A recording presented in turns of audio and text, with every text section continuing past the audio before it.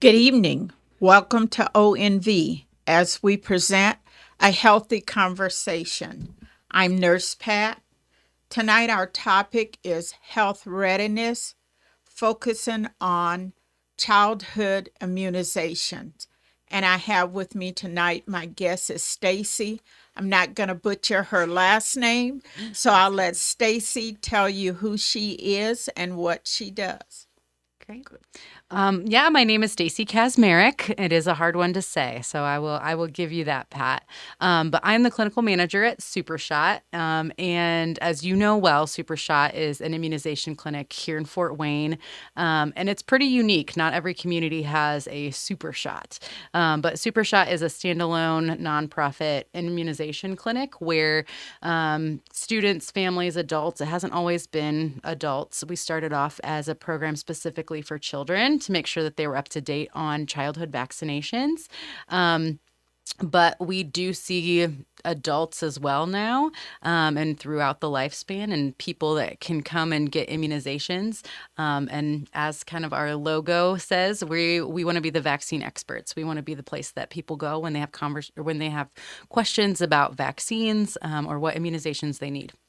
Okay, now with back to school approaching really fast, Yes. what vaccines are required and when, at what ages when they start to school? Yes. So school is that kind of first checkpoint to make sure that kids are up to date on the things they need, not only to protect themselves, but to protect the people that they're going to be in the classroom with.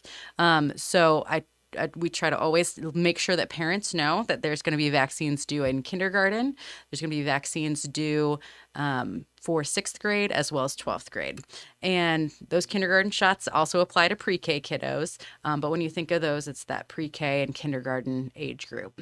Now, what if a child has not had what they need by the time they get to kindergarten Mm-hmm. from infancy up until that age? Yeah. Is there a catch up or Mm-hmm. how do they do that? Yes, yeah. So when we're talking about babies or toddlers, there's a pretty outlined schedule that they get vaccines at. But let's say they've missed some of those visits. And we have a lot of those issues right now, I'm sure you know, as a school nurse, with those babies that were born during COVID. They grew up and they were toddlers when pediatricians' offices weren't open for routine visits. They were only seeing sick patients. There were a lot of issues when it came to access to vaccines and questions about what they needed as well. And so there is a catch-up schedule as well. So if kiddos missed out on any of those infant or toddler vaccines, we can always get them up to date. Sometimes it's in 2 or 3 visits instead of just one, but it just depends what they've had before and how old they are. Okay. And so, what do they need to enter kindergarten?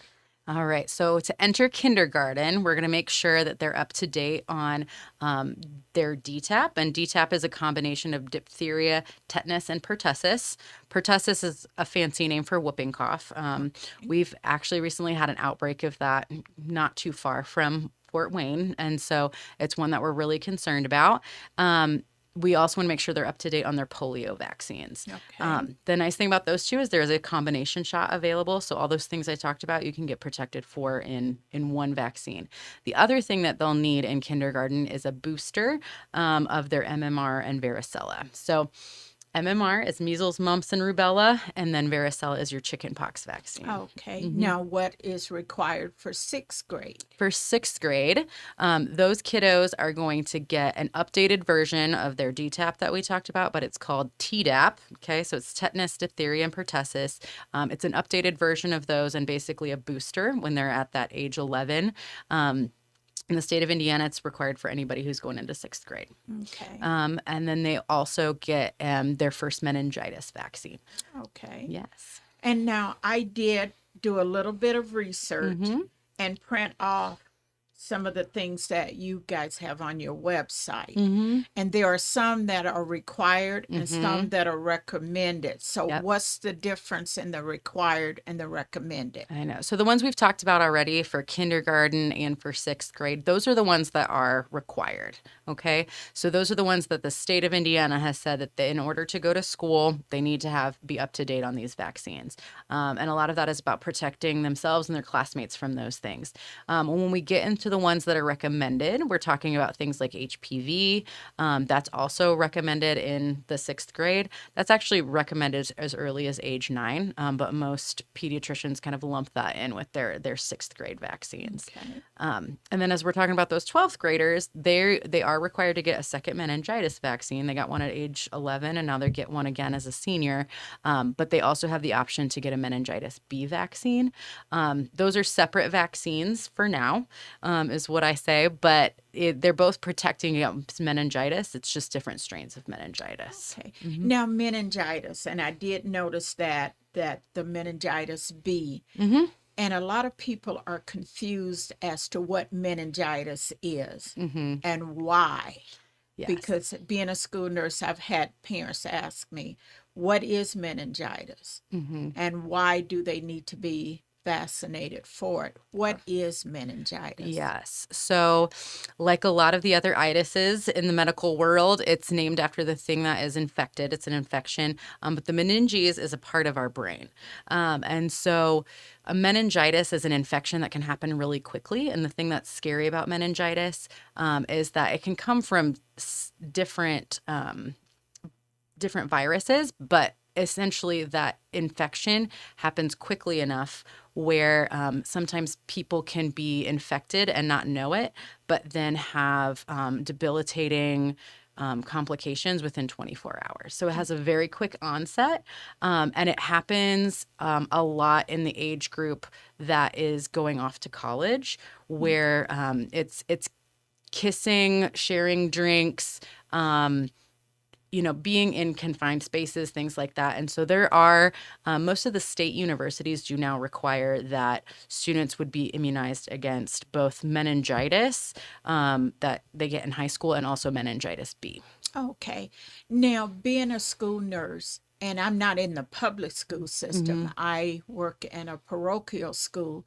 So there are some parents that refuse immunizations. They sign this waiver stating that for religious reasons or reasons. Is that really something that's recommended? I mean, I know we can't force them not, to do it, Right. but is that something recommended? Are they putting their children at a greater risk of not being having their immunizations? Yeah, absolutely. There are definitely, especially in different schools, like you said, the option is given to parents that they can sign a waiver or something like that to opt out of vaccinations or certain vaccinations. And that does put their child more at risk for whatever that vaccination would be.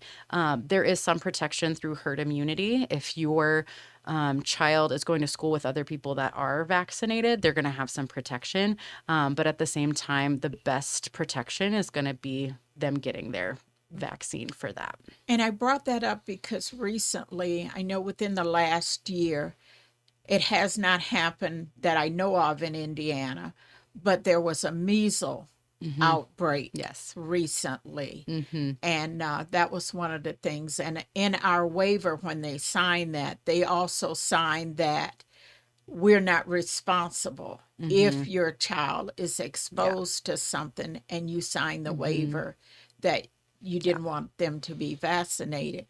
So is that a risk? Is it still out there that measles are on the rise again? Yes, yeah. So the hard thing about measles is, and the one that we often hear about as outbreaks, is because it is so contagious.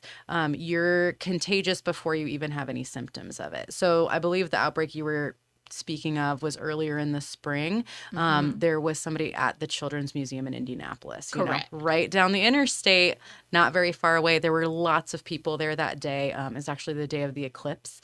And so lots of people there for that viewing, and lots of people exposed to that person who did end up having measles. And measles is one of those things that we need about a 95% coverage rate in order to have herd immunity, meaning that we're protecting all those people who can't get immunized yet or who have immune conditions.